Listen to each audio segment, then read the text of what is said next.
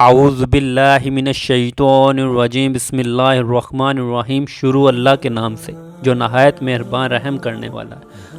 معراج النبی کے موقع پر آج آپ کو معراج النبی کا واقعہ سنائیں گے۔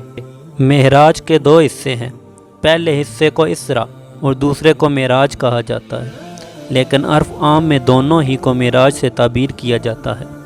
اسرا کا ذکر سورہ بنی اسرائیل کے آغاز میں ہے، یعنی مسجد الحرام سے مسجد الاقصی بیت المقدس تک کا سفر۔ ارشاد باری تعالیٰ ہے، سبحان الذی اسری بعبدہ لیلا من المسجد الحرام الی المسجد الاقصی الذی بارکنا حولہ لنوریہ من الایمان۔ پاک ہے وہ ذات جو رات کے ایک تھوڑے سے حصے میں اپنے بندے کو مسجد الحرام سے مسجد الاقصی تک لے گئی، جس کے آس پاس ہم نے برکت رکھی ہے تاکہ ہم اسے اپنی قدرت کے کچھ نمونے دکھائیں۔ مسجد الحرام خانہ کعبہ مکہ میں ہے اور مسجد الاقصی بیت المقدس فلسطین کے شہر القدس میں ہے، جس کا پرانا نام ایلیا ہے۔ مکہ سے القدس تک کی مسافت پرانے زمانے کے مطابق، جبکہ آمد و رفت کے موجودہ رفتار ذرائع نہیں تھے، 40 دن کی تھی، لیکن 40 دن کی یہ مسافت اس رات کو اللہ کے حکم سے رات کے ایک تھوڑے سے حصے گویا پلک چپکنے میں طے ہو گئی۔ اس لیے اللہ تعالیٰ نے اس کا آغاز لفظ سبحان سے کیا، جو سبح یسبح کا مصدر ہے، جس کے معنی ہیں انزہ اللہ تنزیہا، میں اللہ کی ہر نقص سے نیز یہ اور برات کرتا ہوں۔ عام طور پر اس کا استعمال ایسے موقعوں پر ہوتا ہے جب کسی عظیم الشان واقعے کا ذکر ہو۔ مطلب یہ ہوتا ہے کہ لوگوں کے نزدیک ظاہری اسباب کے اعتبار سے یہ واقعہ کتنا بھی محال ہو، اللہ کے لیے کوئی مشکل نہیں، اس لیے کہ وہ اسباب کا پابند نہیں، وہ تو لفظ کن سے پلک چپکتے جو چاہے کر سکتا ہے۔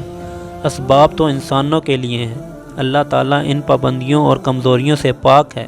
معراج عرجا یا رجوع سے اسم اعلیٰ ہے، جس کے معنی چڑھنے کے ہیں۔ معراج کے معنی ہوں گے چڑھنے کا آلہ، یعنی سیڑھی۔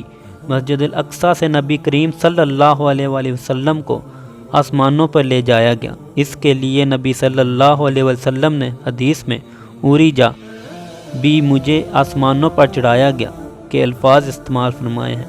علاوہ ازیں بعض روایات میں معراج سیڑھی کا ذکر بھی ملتا ہے کہ اس کے ذریعے سے آسمانوں پر لے جایا گیا، اس لیے آسمانی سفر کے اس دوسرے حصے کو معراج کہا جاتا ہے۔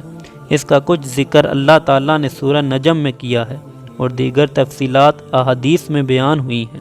اسرا کے معنی ہیں روح بدن سمیت لے جانے کے ہیں، نہ کہ عالم خواب میں روحانی سیر کے۔ قرآن مجید میں اللہ تعالیٰ نے اس لفظ کو ایک اور مقام پر بیان فرمایا ہے۔ اللہ تعالیٰ نے حضرت موسیٰ علیہ السلام کو حکم دیا، اے موسیٰ، میرے بندوں کو راتوں رات فرعون کے پنجے سے نکال کے لے جا، یقیناً تمہارا پیچھا کیا جائے گا۔ یہاں قرآن مجید میں بنو اسرائیل کو لے جانے کا جو حکم ہے وہ کوئی روحانی طور پر لے جانے کا نہیں تھا، بلکہ ان کو واقعی حقیقی طور پر لے جانے کا تھا۔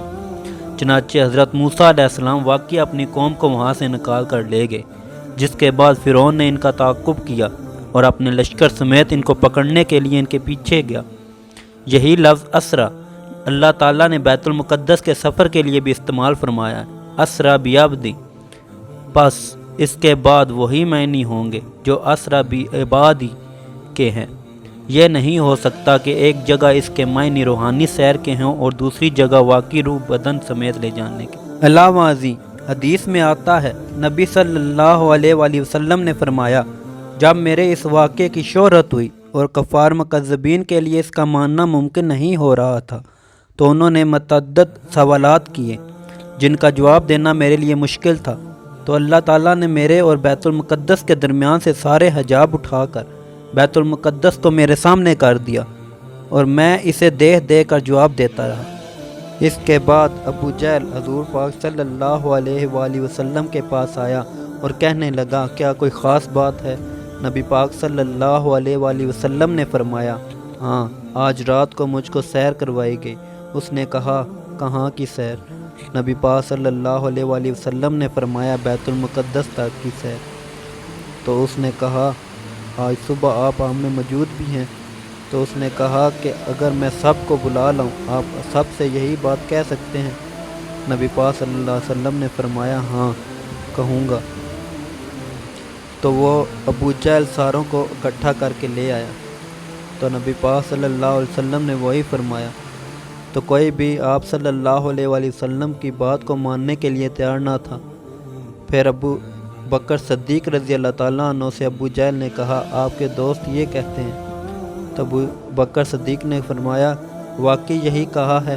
تو ابو جہل نے کہا ہاں یہی فرمایا ہے۔